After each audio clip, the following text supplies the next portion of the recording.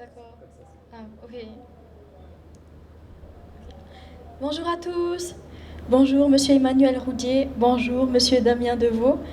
Emmanuel Roudier, vous êtes illustrateur de BD et collaborateur du CNRS et du Musée de l'Homme.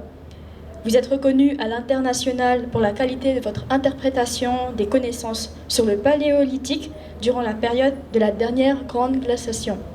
Aujourd'hui, vous nous expliquerez comment vulgariser les connaissances scientifiques sur la préhistoire à l'aide de la bande dessinée. Vous nous exposerez votre méthode de vulgarisation scientifique qui permet de traduire au grand public des informations scientifiques complexes sous forme de récits narratifs et illustrés. Bienvenue, cher Emmanuel Roudier. Vous êtes accompagné de Monsieur Damien Deveau, qui est maître de conférence HDR en écotoxicologie au CUFR. Je vous laisse à présent la parole. Bonjour, merci. Alors, tout d'abord, je tiens à remercier Emmanuel Roudier qui est venu au CUFR et qui partage avec notamment grâce à des fonds fournis par le rectorat et le soutien du CUFR, sa connaissance du Paléolithique pour Mayotte, qui est un territoire qui n'est pas, comment dirais-je, aussi témoin que les métropolitains de ce qu'a été le Paléolithique singulièrement en Europe. Néanmoins, se pose la question de la vulgarisation de cette période historique, ou préhistorique en l'occurrence, et cela renvoie déjà de base à ce que c'est qu'une vulgarisation. Donc on va faire un petit peu de déontologie. Grosso modo, la présentation va se séparer en deux parties. La première va concerner ce qu'est la vulgarisation et un petit rappel des connaissances de base que devraient avoir les gens sur le paléolithique. Je rappelle que je ne suis pas paléontologue du tout, mais je suis juste un citoyen lambda qui a la culture générale lambda. Donc, qu'est-ce que la vulgarisation ? Eh bien, à la base, le principe pour nous, scientifiques ou chercheurs ou universitaires, est de parvenir à toucher le grand public sans aboutir à déformer le fond, tout en sauvant la forme de façon à ce qu'elle soit compatible avec ce que peuvent comprendre les décideurs. Il va de soi que notre rôle est en partie celui de lanceur d'alerte. Nous sommes quelque part les vigies de la connaissance. L'humanité avance, mais elle avance devant elle comme elle peut. Et nous sommes en gros sur le nez dans le brouillard à essayer de voir si elle n'est pas en train de s'approcher d'un écueil. Donc, singulièrement quand on travaille en écotoxicologie. Donc, pour nous, il y a un double problème d'objectivité et de communication.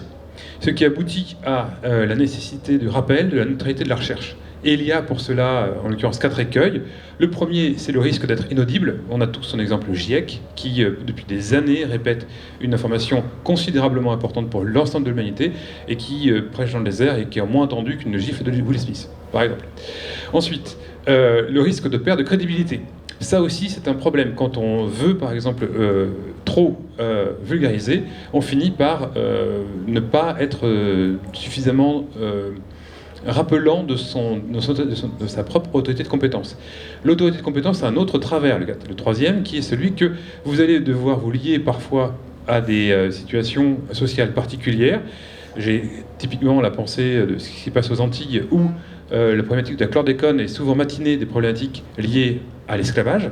Et donc, du coup, les chercheurs qui travaillent sur la chlordécone, on leur pose des questions qui n'ont rien à voir avec la molécule de la chlordécone. Vous avez ensuite le risque de mécontenter tout le monde.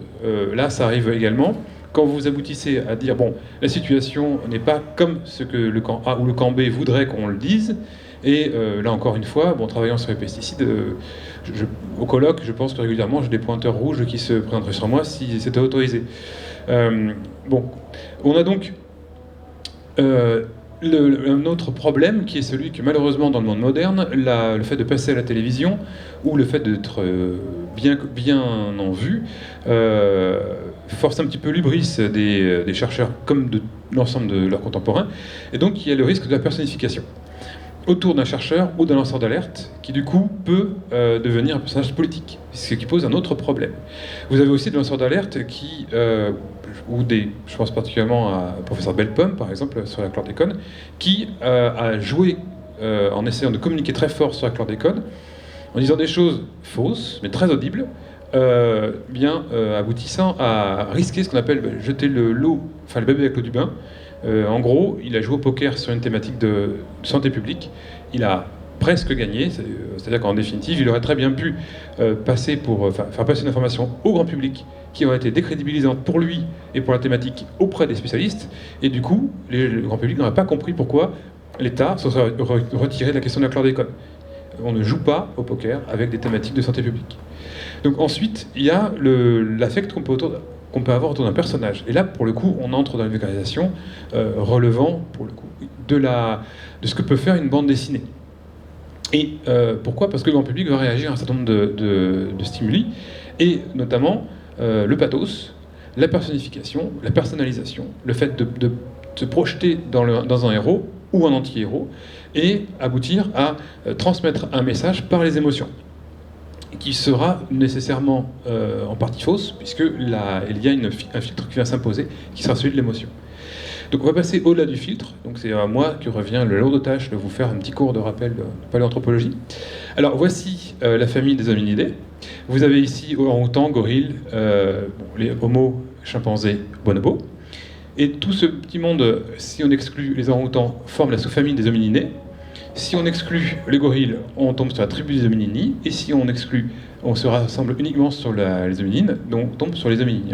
Donc qui ont comme point commun d'avoir une colonne vertébrale à 4 courbures, un bassin court et évasé, relativement étroit, un trou occipital à la base du crâne, et des fémurs obliques. Parce que si on a des individus qui sont quadrupèdes, ils vont tendance à avoir un bassin large et disposant d'une position à 4 pattes qui impose une position plus fléchie. Alors, on a ici une carte qui présente là où on a retrouvé les premiers homos. On voit que ça couvre grosso modo le Tchad, la vallée du Rift et l'Afrique du Sud. Et si on regarde dans le détail l'ensemble de la famille, qui a pour point commun le fait d'avoir la bipédie vraie, donc des membres postérieurs plus longs qu'antérieurs, mes jambes sont plus longues que mes bras, un hallux, le gros orteil, parallèle aux autres orteils, et une voûte plantaire, tout court, eh bien, on voit un certain nombre d'espèces qui vont partir de moins 7,5 milliards d'années, et pour aboutir évidemment à l'homme moderne, qui est le dernier et unique représentant de cette vaste filiation. La sortie d'Afrique, elle, est assurée à partir de 1,7 million, avec l'homme de Géorgie. Et nous allons nous appesantir légèrement sur deux espèces d'homo, donc l'homme de Néandertal et l'homme de Denisova, qui se trouvent être des parents pas si lointains que ça, y compris dans nos gènes. Et un autre qui est connu, l'homme d'Heidelberg, mieux connu pour nous Français comme étant Totavel. Donc, si nous resserrons aussi sur les épisodes géologiques et climatiques dans lesquels nous allons évoluer, nous sommes sur la en période glaciaire en définitive, c'est en période glaciaire que Homo va rentrer en Europe, et ce n'est pas pour rien qu'on va retrouver des traits subarctiques, notamment chez les espèces dédiées. Alors, voici le monde lors de la plus grande glaciation. Donc vous voyez qu'on est centré sur le pôle Nord, et on ne peut pas résumer les glaciations à uniquement un gros glacier qui serait posé sur l'Europe. Ce glacier va quasiment de bout en bout jusqu'à la Sibérie. Cette carte, au passage, a fait une erreur. On n'a pas la baisse de plusieurs dizaines de mètres des continents. Donc du coup, on devrait avoir un pont de terre sur par exemple, au niveau du Bering. Et on voit des très grands glaciers intracontinentaux, comme par exemple celui de l'Himalaya.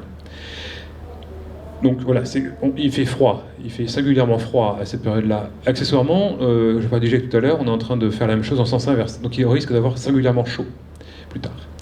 Alors, Néandertal a des points communs avec Sapiens. Évidemment, nous sommes une espèce tropicale. Nous sommes, contrairement à un Néandertal qui, lui, est une espèce subarctique. C'est également une espèce Néandertal qui a un régime carné à 80%. Donc on va être dans une population qui est assez proche, dans son régime alimentaire, des grands carnivores comme le loup. C'est un individu qui se déplace en groupe d'une vingtaine de personnes, alors que nous, à l'époque, on était environ 50 par clan. Oui, nous, au niveau alimentaire, sauf extrême, c'est-à-dire les Gersois et les véganes, on a 20% de régime alimentaire qui est carné. Donc ensuite, l'homme de Néandertal fait 1m65 pour 90 kg, voyez un pilier de rugby. Sinon, l'homme de Cro-Magnon fait 1m85. Moi, je suis l'exemple type. Vous avez ensuite un crâne globulaire pour le sapiens, là où l'homme de Néandertal a un chignon occipital, une sorte de pointe à l'arrière, un petit peu en ballon de rugby, comme quoi le Gers n'est pas loin. Et ensuite, nous avons un menton, sur lequel je pose le micro, et en l'occurrence, Néandertal n'en a pas, ou beaucoup plus petit. Il a par contre des bourrelets suborbitaux, donc là en l'occurrence, je n'en ai pas. Vous avez aussi un front plat verticalisé chez nous, vous voyez, le profil grec. Et ensuite, lui, non, au contraire, il a tendance à avoir un front fuyant. Nous avons un cerveau optimisé, donc il est plus petit que celui de Néandertal, mais en gros, il est mieux conçu. La conception dans la nature est quelque chose, vous voyez, qu'on évite de dire, puisque là, on objective la nature. La nature aurait un objectif de... Donc en gros, notre cerveau présente une meilleure vascularisation, des méandres plus importants, en gros plus grand nombre, la surface du cerveau est plus importante alors que le cerveau lui-même est plus petit. Et ensuite, il y a des cultures à l'époque qui présentent du travail de débit de silex en lamelles, alors que Néandertal, qui à la fin a connu du débit de silex en lamelles, a tendance, lui, à travailler en débit brut, par éclat. Vous avez ensuite, dans les deux cas, des rites funéraires et, sous réserve pour Néandertal, de l'art. Il y a plusieurs cas où on suspecte que Néandertal est fait de l'art, dont le hashtag de Gibraltar par exemple. Et on a constaté de superbes colliers portés par certains Néandertals, puisqu'ils ont, à l'époque, ils ne faisaient pas que manger leurs morts, eh bien ils avaient aussi tendance à y mettre des objets dessus, comme quoi il y a un affect à l'individu qui est fort. Et c'est pas juste qu'on a caché grand-mère pour éviter qu'elle attire les loups, c'est vraiment qu'on voulait son bien. Donc du coup, on a habillé pour le dernier voyage les défunts avec des colliers assez spacieux. Donc vous avez ensuite un aspect qui est important, qui est la communication. Alors, je communique, en l'occurrence Néandertal aussi. Bien utile quand on fait de la bande dessinée, parce que s'il ne communiquait pas, je ne sais pas comment tu te débrouillerais. Il faudrait ruser. Voilà. Donc ensuite, voilà. Néanmoins, est-ce que Néandertal arrivait à avoir un langage aussi développé que le nôtre? Je précise bien qu'on ne sait pas s'il pouvait, enfin, on sait qu'il pouvait, est-ce qu'il le faisait, c'est notre problème. Il avait le gène FOXP2 sous une forme légèrement modifiée par rapport à la nôtre, qui est un gène impliqué dans l'apprentissage des langues, et il avait le hyoïde, qui est celui que j'utilise pour pouvoir vous parler.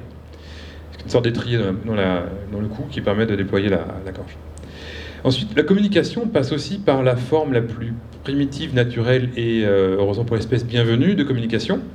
Néandertal était présent en Europe et également ce qu'on sait jusque dans l'Altaï, on verra ça plus tard, et l'homme de Cro-Magnon, enfin Sapiens, lui est sorti d'Afrique.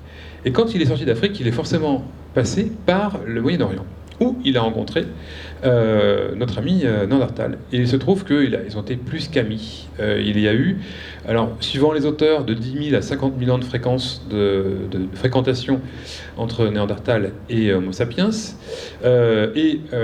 Suivant les circonstances, on pense qu'il y a entre 150 et 400. On a trace génétiquement de 150 à 400 hybridations.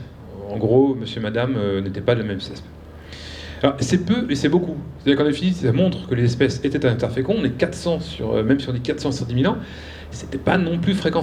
Donc, l'une des questions, c'est pourquoi est-ce que ça avait lieu? Est-ce que si c'est si peu fréquent, est-ce que c'est parce que Néandertal et Cro-Magnon ne partageaient pas un certain nombre par exemple, d'aspects esthétiques? Alors, on sait que culturellement parlant, il y a des transitions, notamment le lamellaire, et on se demande si c'est pas en gros en voyant Cro-Magnon faire que Néandertal a commencé à copier. Donc c'est à la fois peu et beaucoup, parce que c'est une sorte on est au milieu du gué. Ce qui fait que, mine de rien, les populations essentiellement non sud-africaines présentent du génome néandertalien lié à ses ancêtres communs, qui font que, grosso modo, si vous excluez les subsahariens, vous avez une population qui génétiquement est beaucoup moins diversifiée que les subsahariens, mais vous y rajoutez 1 à 4% de génome néandertalien. Et si vous recollez les petits morceaux de génome néandertalien qu'on appelle les introgressions, eh bien ça aboutit à reconstituer jusqu'à 30% du génome de Néandertal. Donc on n'est pas perdu. On sait à peu près ce qu'il avait, c'est une partie de ses qualités, une partie de ses défauts. On a, donc, ça c'est déjà dit, maintenant un autre parent qui est l'homme de Denisova, qui est évidemment moins connu que l'homme de Néandertal, puisque déjà nous, Européens, on n'est pas touchés. Je pense qu'en Chine, où on est plus au courant de Denisova que que nous. Il a été découvert en 2008 dans une grotte qui s'appelle Denisova. On reste dans le côté très original. Et c'est un parent plus éloigné de nous que ne l'est Néandertal. Il faut aussi noter qu'il y a eu, ça vient d'une branche qui était commune, donc qu'on appelle les Néandertaloviens, qui se sont eux hybridés avec l'homme de Géorgie, dont je vous ai parlé tout à l'heure, celui qui est sorti à 1,7 milliard. Donc on est dans la grande famille des homos et on a tendance à avoir finalement des hybridations assez fréquentes. On a 3 à 6% d'introgression, donc de vestiges de génome de Denisova dans les populations papous, aborigènes et négritos de Philippines. Et quand on regarde la population d'Extrême-Orient, donc typiquement les Han, les Chinois, les Japonais, etc., on a moins de 0,5%. Pour autant, quand on regarde sur un spécimen de Néandertal, on a trouvé 17% d'introgression Denisova. Donc on a la preuve que Denisova, après la séparation entre Denisova et Néandertal, a continué à avoir des hybridations, des métissages, pas nécessairement fréquents, mais présents. Maintenant, ce qui est intéressant aussi, c'est que par rapport aux questions du paléolithique, on s'intéresse à des choses qui sont fondamentales. Et commençons par le fondamental, l'amour. Donc pour le coup, Emmanuel peut s'appuyer sur le fait que Denisova et Néandertal, on ne sait pas s'il y avait la Saint-Valentin pour eux, mais on peut quand même s'appuyer sur la narration autour de sentiments fondamentaux. J'ai préféré parler de l'amour parce que finalement c'est le plus beau. Ensuite vous avez la colère, la peur, la stupeur. Vous avez également quelque chose qui est absolument fondamental pour l'espèce humaine, que nous avons tous, qui est la peine d'un parent, devant la mort d'un parent. Ici vous avez le cas d'une illustration d'Emmanuel sur un père en l'occurrence qui enterre son enfant. Je pense que c'est à peu près la pire des choses qui puisse arriver à n'importe qui. Et puis après vous avez les ressorts comiques, qui sont aussi un aspect qui traverse l'espèce humaine. On t'a reconnu sur la dernière vignette. Ok, donc merci Damien pour cette introduction. C'est plus qu'une introduction, c'est une présentation assez complète. En tout cas, tu as été sur des domaines pour lesquels je ne peux m'enorgueillir d'avoir ta connaissance, donc c'était parfait, puisque du coup, je suis ici pour vous parler, donc non pas des connaissances scientifiques en elles-mêmes, mais de la manière de les traduire pour les rendre accessibles au grand public. C'est mon travail depuis une trentaine d'années, 20 ans vraiment que je fais de la bande dessinée, et que j'ai choisi de parler de préhistoire avant tout parce que c'est ma passion. C'est un domaine qui m'a passionné depuis que j'ai une vingtaine d'années. Et après, donc j'étais dessinateur professionnel depuis déjà quelques temps, mais j'ai eu une espèce d'urgence. Il me semblait, on était à la fin des années 90. Et il y avait eu de très belles découvertes, notamment la découverte de la grotte Chauvet ou Cosquer. Les connaissances commençaient à un petit peu se préciser sur l'aspect de Néandertal et tout ça. Mais dans le grand public, vous pensez qu'on était encore bien avant, par exemple, un documentaire célébrissime comme l'Odyssée de l'espèce, qui était en 2003. Et l'image des hommes préhistoriques dans le grand public c'était vraiment... On était encore hérité de la guerre du feu. Alors, la guerre du feu, c'est ça. Alors, ce que je vous présente ici, c'est la version en bande dessinée que j'ai proposée, mais elle n'existait pas à l'époque. Et c'est donc surtout un roman. Alors un roman, moi je trouve à couper le souffle et qui est magnifique, mais qui n'est, pour le coup, non seulement ce n'est pas un roman scientifique, puisque Rosny Aîné, qui était un grand savant, avait délibérément choisi dans ce roman, qui est un roman un peu tardif par rapport aux autres romans de préhistoire qu'il a fait, il avait délibérément choisi de s'affranchir en fait de la rigueur scientifique pour évoquer plutôt pour entrer dans une problématique plus mythologique, ou on va dire spirituelle, ou même plutôt symbolique. Et donc La guerre du feu, le roman, et puis La guerre du feu, le film, qui a toutes les qualités qu'on peut reconnaître à un film puissant, mais qui véhiculent des images qui sont, voilà, qui font du tort un petit peu à l'image de l'homme préhistorique, parce qu'on voit des sortes d'hommes singes, pas forcément hyper flatteurs. Pour autant, j'aime beaucoup le film. Donc, mon travail, ce que j'ai cherché à faire au départ, c'était de raconter une histoire, une première histoire qu'on verra tout à l'heure, qui s'appelle Vohuna. Une première histoire qui parle justement, comme l'a dit Damien, de l'union entre les peuples Néandertal et Sapiens. C'était une petite gageure à l'époque, enfin une gageure. C'était parce que, en fait, à l'époque, dans la communauté scientifique, l'idée d'une hybridation entre Sapiens et Néandertal n'était pas du tout acceptée, ou voilà, c'était évoqué avec un petit sourire de « Ah oui, encore un idéaliste qui voudrait que tout le monde soit copain ». Et donc, moi, quand j'en parlais avec les scientifiques que je connaissais un peu à l'époque, j'en connaissais assez peu, parce que j'étais au début de mon travail sur la préhistoire, eh bien, on me disait que bon, c'était, pourquoi pas, c'était mon droit d'auteur de pouvoir parler d'une telle possibilité, mais bien entendu, c'était très hypothétique.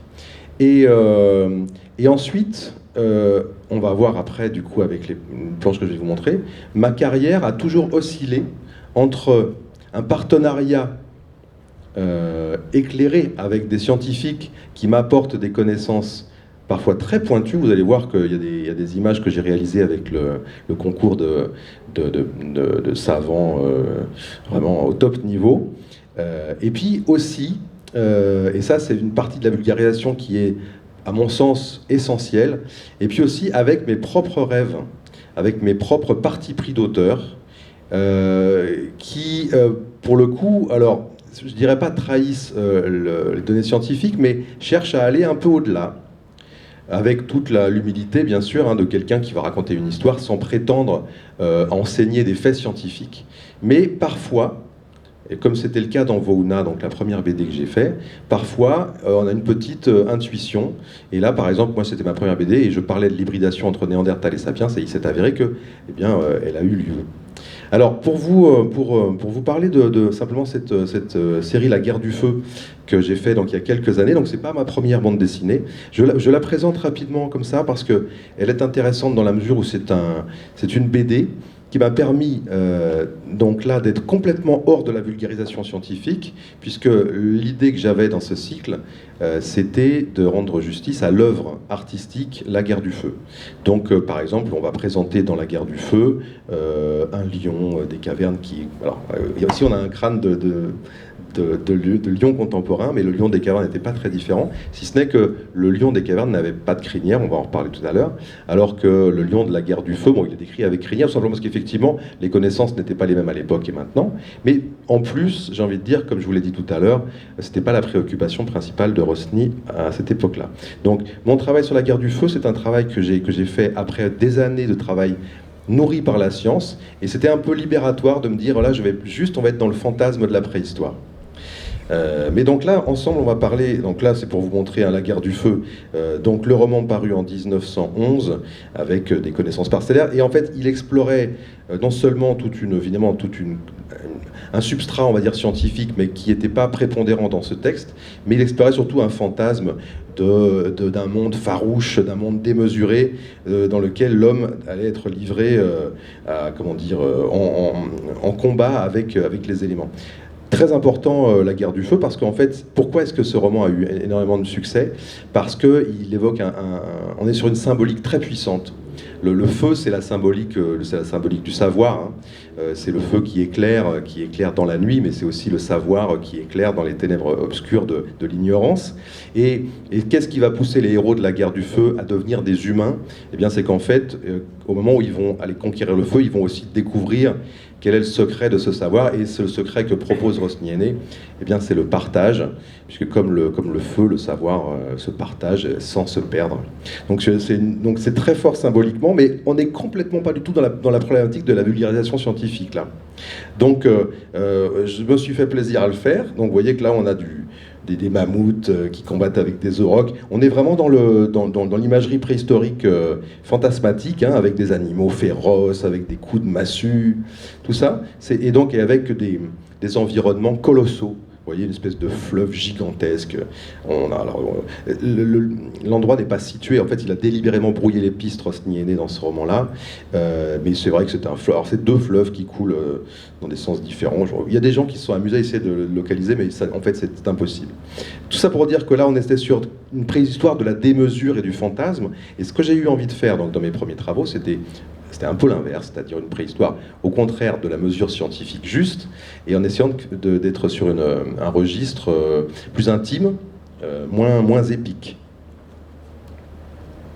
Donc là, par exemple, vous avez la série Néandertal, dont on vous a présenté tout à l'heure, peut-être, je ne sais pas si vous avez vu, mais les couvertures. Donc cette série-là, c'est une série qui est parue il y a une quinzaine d'années déjà, ou dizaine d'années peut-être. Donc c'est la série où je présente l'homme de Néandertal. Alors, elle a été faite sans collaboration directe avec des scientifiques, puisque je voulais pas avoir, on va dire, de nécessité de validation. C'est-à-dire que je voulais rester libre de dire, finalement, j'ai le dernier mot sur les choix scénaristiques.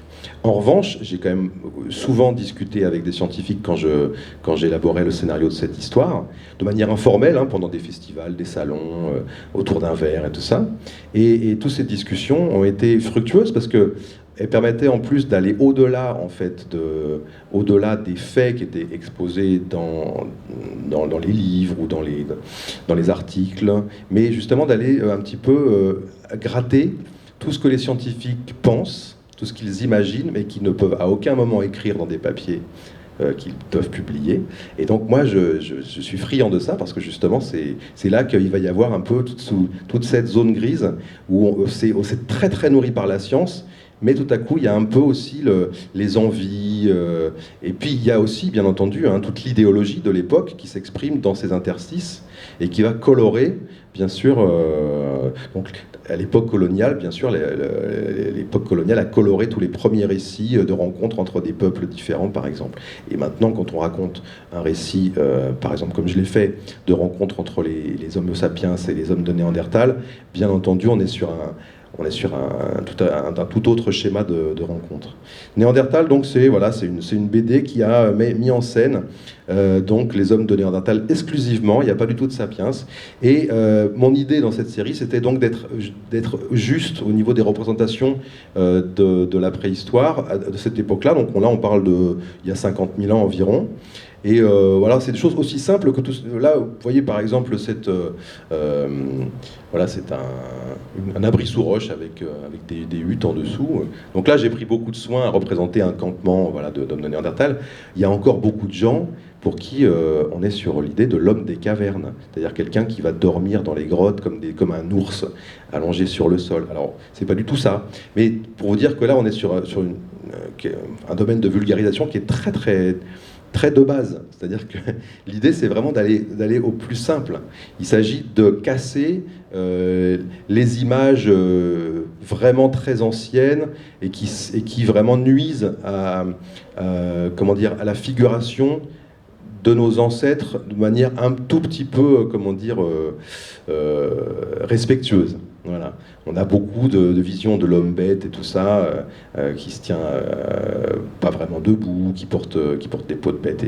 Et ce qui est intéressant à savoir, alors j'ai peut-être pas d'image pour vous le montrer là, mais on va y venir tout à l'heure, mais ce qui est intéressant à savoir, c'est que notre vision de l'homme préhistorique, elle est colorée par la science, bien sûr, mais avant tout, elle est colorée par notre mythologie, la mythologie qui infuse dans la culture populaire.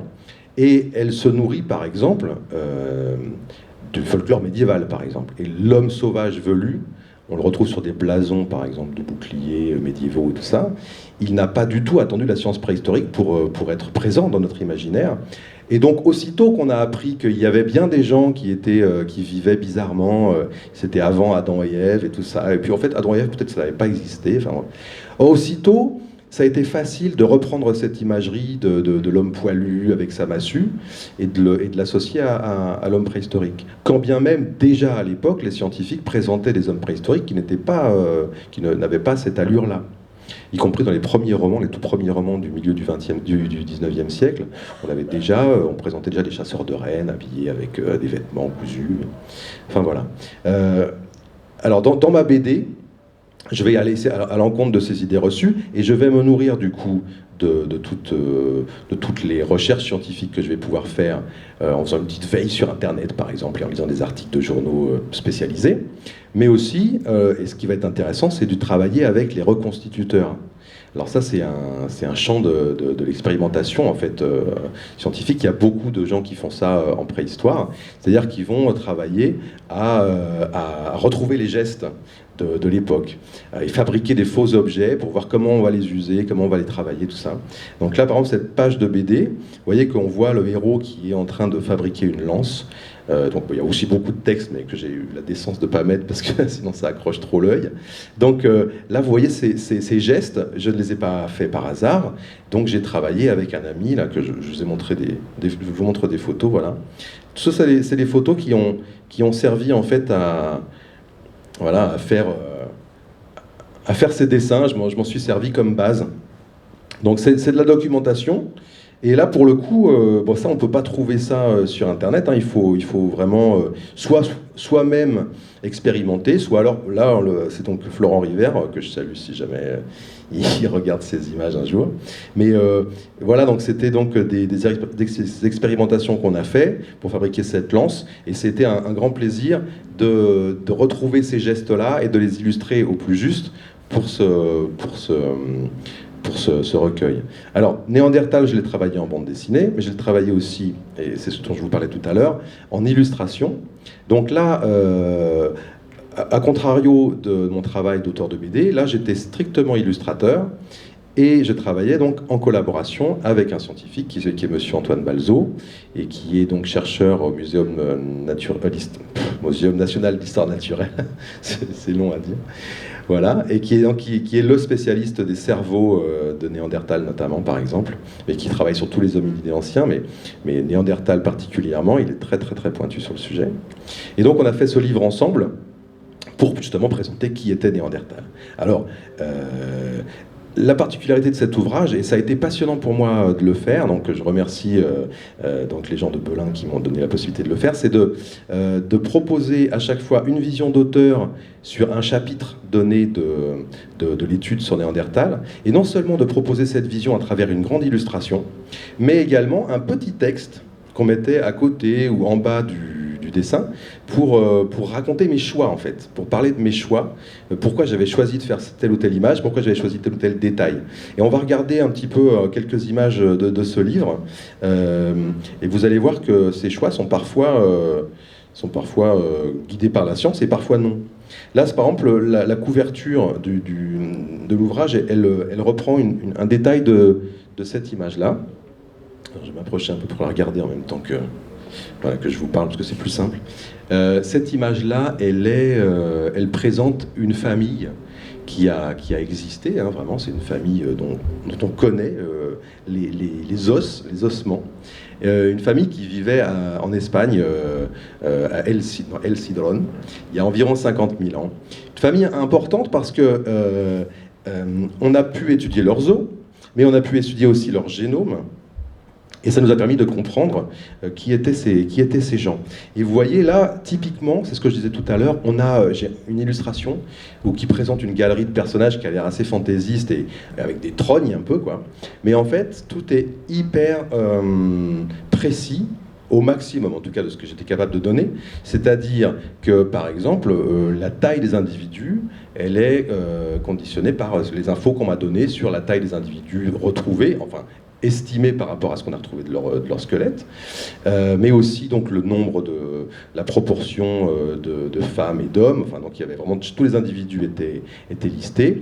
La proportion également, par exemple, d'enfants ou de personnes qui pouvaient avoir les cheveux roux. Et alors non seulement on a retrouvé leurs os qui ont permis de donner, de savoir quels aspects ils pouvaient avoir, mais on a retrouvé aussi, on a étudié leur ADN et on l'a bien décrypté. Et on peut savoir par exemple que les 3 personnages qu'on voit en haut là, ces 3 hommes tout là-haut, ce sont 3 frères. Ce sont 3 frères qui vivaient donc au même endroit. Et les 4 femmes qu'on voit juste à côté, enfin en dessous et à côté d'eux, ce sont des femmes qui ne sont pas sœurs, qui viennent sans doute d'autres groupes, donc, qui sont donc, on peut parler de patrie-localité, là, hein, c'est-à-dire qu'elles sont venues d'autres clans pour vivre avec ces hommes qu'elles ont peut-être épousés. On ne sait pas quels étaient, on n'a aucune idée de quels pouvaient être leurs rites. Et donc leurs enfants, hein, c'est donc toute cette progéniture. Donc alors là pour le coup on ne pouvait pas savoir à coup sûr s'il y avait c'était des garçons ou des filles. Donc là j'ai dû, pour certains en tout cas, donc j'ai dû prendre des libertés ou alors rester dans une espèce de neutralité. On ne peut pas trop savoir, ils ont tous les cheveux plus ou moins longs de toute façon. Voilà, et là par exemple vous voyez qu'il y en a un qui porte un collier avec une coquille Saint-Jacques. Ce collier, cette coquille Saint-Jacques je crois, alors je sais plus parce que je confonds les sites, mais je ne crois pas qu'il ait été retrouvé à El Cidrón, mais en tout cas il est avéré en Espagne qu'il y a un tel coquillage qui possédait en plus des pigments à l'intérieur, donc qui a servi dans une pratique artistique ou en tout cas esthétique. Donc je me suis autorisé, et avec l'accord du scientifique, de proposer cette parure, cette pendeloque sur cet enfant. Intéressant d'avoir utilisé l'ADN également, parce qu'il y avait des choses qui ne pouvaient pas être sues avec juste les os. Par exemple, vous voyez la grande femme blonde qu'on voit juste ici. Cette femme, en fait, on pensait que c'était... Au départ, on ne savait pas si c'était une femme ou un homme, parce qu'elle a des os tellement épais, elle a une taille d'homme, et elle a des espèces d'os d'ours. Et du coup, il y a un dimorphisme moins marqué hein, entre les néandertaliens femmes et hommes. C'est moins évident de décrypter. Et donc là, on a compris que c'était, enfin on a su que c'était une femme avec, si je me souviens bien, avec l'étude ADN. Voilà, donc ça c'était une illustration qui était vraiment agréable à réaliser. Et alors ce qui est marrant, c'est que c'était pas mon... En fait, c'est mon deuxième dessin. J'ai fait une première version de cette illustration, mais en fait, j'en étais pas satisfait. Elle était bien finie, mais elle présentait le camp où vivaient ces gens-là, avec une vue un peu plus distanciée. Donc c'était une belle mise en scène, hein, j'en étais satisfait. Mais à bien y voir, je me suis dit non mais en fait ce qui compte en fait là, le plus important, c'est pas tellement de montrer où ils vivent et comment ils sont gentils et comment ils sont bien installés, c'est de montrer leur visage pour essayer qu'on puisse s'amuser à chercher leur lien de parenté. Donc j'ai refait une nouvelle version avec cette exigence d'être plus près des visages et donc donner cette sensation d'être devant une famille, quoi. Alors ils ont tous mal fini, parce que si on a pu les trouver, c'est qu'ils sont tous morts, ils sont tous morts en même temps, ils ont été tués, massacrés et mangés par leurs voisins probablement, donc une fin tout à fait terrifiante pour cette famille de El Cidrón. Un autre travail que j'ai fait donc, pour ce livre, et alors il est intéressant parce que... Ah oui, manger carrément. Celui-là, il est intéressant parce que c'est un dessin qui paraît simple, mais que j'ai eu beaucoup de mal à faire, parce que il m'a demandé de la documentation. Il s'agit de la représentation de la mise au jour, de l'invention, de la découverte du crâne et du post-crânien un peu, du vieil homme de la Chapelle aux Saints. Donc ça a lieu au début du XXe siècle. On a ces 3 frères là qui sont des savants de l'époque et qui ont découvert ce crâne. Et alors c'était un petit peu c'était difficile parce qu'en fait je suis moins coutumier de ce genre d'illustration puisque je vais souvent dessiner plutôt des hommes préhistoriques. Mais là en fait j'avais besoin de dessiner donc les frères avec leur matériel de l'époque. Qu'est-ce que pouvaient avoir les archéologues comme matériel à l'époque quand ils travaillaient. Et puis, quand j'ai dû dessiner donc, la Bouffie à Bonneval, qui est l'endroit où on a trouvé le corps, à quoi pouvait ressembler cette cavité à l'époque, où était situé le corps dans la cavité. Voilà, donc ça, c'était les petits détails que sur lesquels j'ai fait des recherches. Et donc, ce qui fait que cette illustration a été finalement plus difficile à produire que celle que vous avez vue avant, par exemple. Voilà, et alors de petits détails, par exemple la pioche qu'on voit ici, qui a servi malencontreusement à mettre un coup sur le crâne avant qu'il ne soit exu, avant qu'il soit sorti de terre. Par rapport à la vulgarisation scientifique, vous voyez que là, cette image que je vous propose là, c'est la version proposée en 1911, si je ne m'abuse, par un peintre qui s'appelle Kupka, de cet homme qui avait été trouvé à l'époque. Et alors, il a fait un travail scrupuleux, hein, il a suivi ce qui était indiqué par le chercheur de l'époque. Il s'agissait, je ne sais plus le nom exactement, ça va pas me revenir, donc tant pis. Et donc, il avait fait cette proposition en pensant que c'était comme ça c'est à ça que pouvait ressembler cet homme.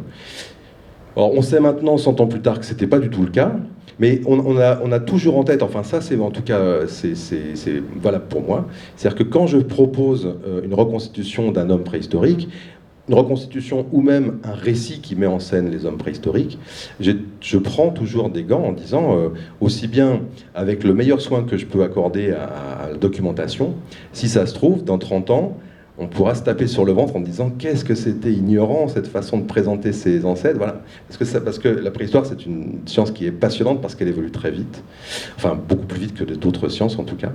Et donc voilà, par exemple cet homme de la Chapelle aux Saints qui était représenté tout voûté, ben en fait il s'agissait donc voilà d'un vieil homme qui avait de l'arthrose, donc forcément il se tenait pas droit, et en fait il s'agissait d'un vieux qui avait été inhumé comme ça. Alors il y a eu longtemps des doutes quant au fait que c'était une sépulture volontaire, mais en fait, il n'y a à peu près aucun doute à mon avis maintenant.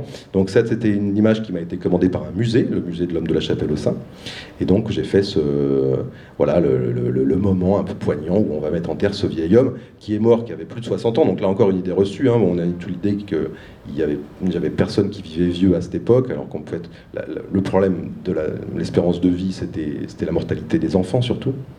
Et après, évidemment, les accidents de chasse. Mais pour vous dire, hein, pour vous donner une info comparative, hein, par exemple, l'espérance de vie d'un ouvrier à Londres au 19e siècle, c'est une vingtaine d'années aussi. Hein. Donc là, et donc inhumé, alors avec un rite, hein, et il a été trouvé, par exemple, on pense qu'il était inhumé en position comme ça de dormeur, avec les deux bras comme ça couchés, voilà, et donc sans doute hein, l'idée qu'il partait pour un sommeil dont il se réveillerait dans un ailleurs, hein, bon, nous on a notre paradis, notre enfer, tout ce qu'on veut comme réincarnation. Ils avaient une spiritualité, puisqu'ils ont probablement, donc là encore on m'a demandé de figurer cette patte de bison que vous voyez. Il y a encore des gens qui mettent ça en doute, mais moi on m'a demandé de l'insérer. Il y a cette patte qui a été trouvée à cet endroit-là. On ne sait pas si c'était une offrande ou pas. Bon, moi j'ai tendance à penser que oui, mais en tout cas, voilà, on m'a demandé de la mettre. Alors, ce qui est intéressant, c'est que donc pour le livre avec Monsieur Balzo, j'ai fait une autre scène de sépulture. Donc là, c'était la scène, c'est une sépulture sur le site de La Ferracie qui se trouve donc en Dordogne. Et vous voyez en fait que, alors je ne sais pas si c'est hyper visible, mais dans le coin tout en bas à droite, on voit un enfant, tout petit enfant, qui est mis en terre. Donc c'est simplement pour montrer, bon, ça c'est des recherches qui étaient en train de conduire justement Antoine Balzo au moment où on était en train de travailler, c'est l'enfant de La Ferracie 8. Et donc c'est un enfant qui a environ un an et demi. Et c'est ça pour dire qu'il est, alors là encore, avec toutes les précautions d'usage, il est enterré et il y a une corne de bison qui est associée à cette sépulture. Donc peut-être, tout comme le vieil homme, a-t-il été enterré avec les mêmes égards. Alors le vieil homme, en plus, non seulement il était vieux, mais il avait plus de dents depuis une bonne dizaine d'années. Donc ça veut dire qu'il y avait quand même toute sa famille qui devait lui mâcher sa viande pour le nourrir, donc ça devait être sans doute un sage. Ça veut dire qu'il avait sans doute un statut quand même important, et pourtant il n'y a pas de trace de différence marquée hein, dans le traitement de la sépulture de cet enfant et du vieil homme. Voilà. Donc là, un parti pris graphique qui est par exemple celui de faire ces vêtements. On n'a aucune idée hein, des vêtements que pouvaient porter les hommes de cette époque-là. Mais là encore, par rapport aux vêtements, alors on va y venir, parce que je vais vous montrer cette image de cet homme qui porte cette parure de plume. On a par exemple trouvé, alors c'est pas à cette époque-là, mais c'est une époque un peu plus récente, donc on a trouvé il y a, je crois que c'était une quinzaine d'années, des fibres végétales teintées. Alors c'est trouvé dans un site, je crois que c'est en Asie quelque part, et ça ne revient pas non plus. Mais bon, c'était il y a 35 000 ans, enfin c'était des fibres qui datent d'il y a 35 000 ans, elles étaient teintées avec des couleurs assez vives, du rose, du jaune, si je ne m'abuse, et d'autres couleurs. Et on a déduit de ces fibres que c'était probablement des broderies. Donc vous voyez, on est sur 35 000 ans, c'est-à-dire l'homme de Cro-Magnon, hein, en grosso modo, même un petit peu avant. En tout cas, c'est l'époque des premiers sapiens qui arrivent en Europe. Et on est sur l'idée que peut-être il y avait déjà des vêtements brodés. Donc c'est assez intéressant de montrer que, même moi, en tant que dessinateur, d'ailleurs je vous le livre tel que c'est, mais j'ai du mal à aller aussi loin, en fait. J'ai du mal à présenter des hommes préhistoriques si bien habillés qu'ils puissent avoir des vêtements brodés, cousus de perles et tout ça. Parce que tout simplement, on est nourri par l'imaginaire fantasmatique de ces hommes un petit peu sauvages. et qu'on a une sorte de retenue, mais ça change tout doucement. Hein. Et donc il y a des précurseurs. Alors en illustration, il y a un illustrateur scientifique qui est absolument talentueux, il s'appelle donc Libor Balak. Il est tchèque, je crois, mais je ne devrais pas dire d'ânerie. Et lui, il présente par exemple des reconstitutions d'hommes préhistoriques, des Gravétiens, des Pavloviens, tout ça. Et il va très très loin justement dans cette mise à jour du vêtement. Là, par exemple, ce que vous voyez, cette parure de plumes. Donc le scientifique qu'on voit, c'est Monsieur Clive Finlayson qui travaille à Gibraltar. Il a retrouvé donc des traces de plumes dans ses fouilles et il a proposé donc cette parure. Alors on ne sait pas si c'est une parure ou c'est une veste de pluie ou quoi. Hein. D'ailleurs, moi j'ai tendance à dire parure, mais pourquoi est-ce que ce ne serait pas simplement fonctionnel? Toujours est-il qu'on a donc là des plumes de vautour et qui étaient sans doute, alors c'est pareil, là c'est une proposition bien sûr, mais c'était un dessin qu'on m'a commandé pour un documentaire où donc je mettais justement cette parure de plume et également vous voyez que le personnage a un peu de noir sur le nez, tout simplement parce que il s'agissait de montrer aussi qu'ils avaient un traitement de la peau avec des pigments, donc là c'est du charbon bien sûr, mais ça a été beaucoup de l'ocre rouge qui a été utilisé pour faire alors soit des parures corporelles, soit des dessins sur de la peau, mais en tout cas il y a des traces d'usure très nettes sur les craies d'ocre qui ont été retrouvées par exemple. Je vais juste regarder, est-ce qu'il nous reste un quart d'heure environ? 3 minutes. Ok, parce que moi j'avais ça comme repère. Bon alors, s'il reste 3 minutes, je vais passer un petit peu sur tout ça, tant pis.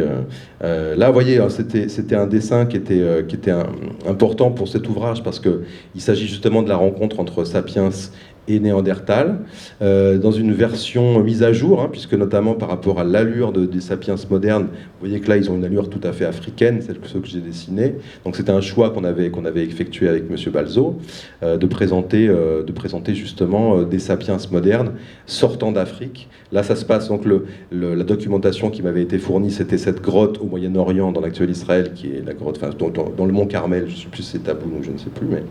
Et toujours est-il que donc il fallait mettre en scène cette rencontre. Et donc on avait essayé de changer un peu l'imagerie, puisqu'on sait que les premiers sapiens, en tout cas, ils avaient bien entendu la peau noire puisqu'ils venaient des pays chauds. Et là, par exemple, il m'avait demandé également que le néandertalien, que j'ai fait bouquin, il ait les cheveux courts, pour qu'il n'ait pas toujours forcément une espèce de crinière hirsute. Voilà, donc c'était un dessin qui était important pour moi, parce qu'il faisait écho à cette série, qui était en fait la série qui a motivé mon engagement dans la BD préhistorique. Donc c'était une série assez romantique, d'une histoire d'amour entre une femme de Néandertal et un homme de Cro-Magnon. Donc là vous voyez deux couvertures qui sont donc deux éditions différentes, avec à chaque fois donc une espèce de vision, puisque ce qui avait été très important pour moi dans cette série-là, outre la documentation, donc d'être sur des aspects, des paysages, de la flore, de la faune, le plus sérieux possible, j'avais aussi envie de travailler sur l'imaginaire des hommes de la préhistoire. Et ça a été un peu difficile à comprendre en fait pour beaucoup, y compris les scientifiques. Mais pourtant certains sont très très bienveillants vis-à-vis des créations un peu farfelues. Mais c'est vrai que l'idée de mettre en scène une représentation physique juste des humains de l'époque, mais de raconter une histoire avec de la magie, par exemple, avec des sorciers, des chamans, tout ça, il y avait quelque chose qui calait pas.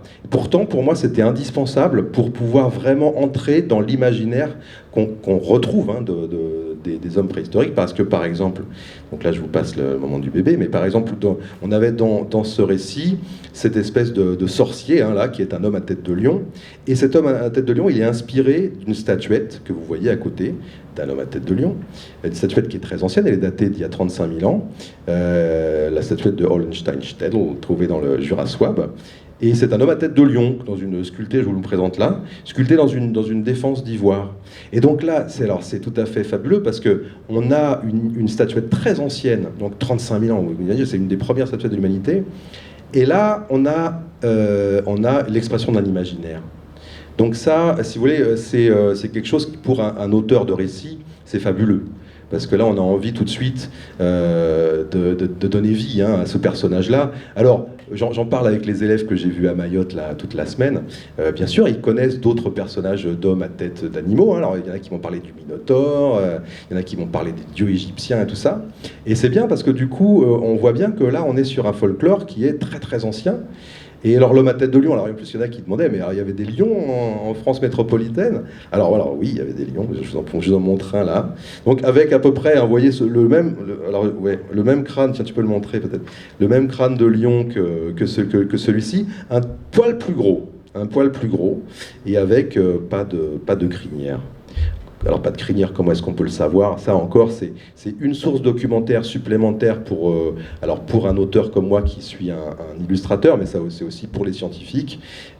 C'est justement l'art pariétal, parce que les hommes préhistoriques nous ont laissé, ils ont été adorables avec nous. Hein. Ils nous ont dit, oh, ils vont avoir du mal à trouver certains trucs, donc on va les guider, on va les aider. Et donc, par exemple, là, il y a tout le panneau. Alors ça, c'est un magnifique panneau qui se trouve dans la grotte Chauvet.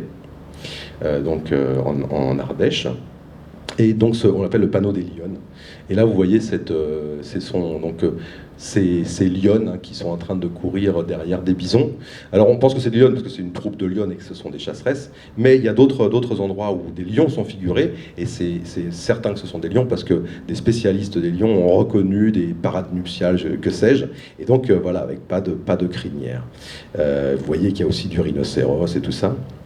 Intéressant pour moi qui suis auteur de BD, et c'est une discussion que j'ai eue avec un autre scientifique qui s'appelle Marc Azema, qui travaille sur la figuration du mouvement dans l'art pariétal.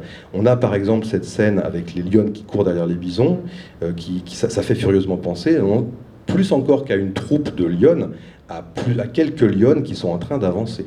Vous voyez également ce rhinocéros là, qui se trouve ici, avec ses sept cornes.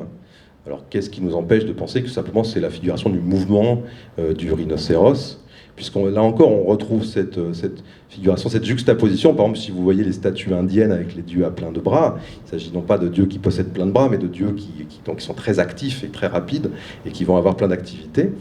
Donc pourquoi est-ce que ce rhinocéros il ne serait pas figuré avec toute son énergie? Ça c'est une source documentaire qui est inestimable. Parce que non seulement ça livre une documentation qui est précieuse sur l'aspect des animaux de l'époque, par exemple, mais ça ouvre l'imaginaire. Parce que là, on voit bien que par rapport justement, on parlait des idées reçues, mais la magie de la chasse, ça a été longtemps une idée reçue sur le pourquoi on faisait des peintures dans les grottes. On pensait que c'était des animaux qui étaient chassés, donc il s'agissait de les représenter pour donner un petit peu la bonne fortune. On voit bien que là, ils représentent des lions, des rhinocéros, qui sont des animaux qui étaient chassés vraiment à l'extrême marge, mais qui en revanche sont des animaux infiniment inspirants pour des chasseurs, parce qu'ils sont très forts, ils sont dangereux.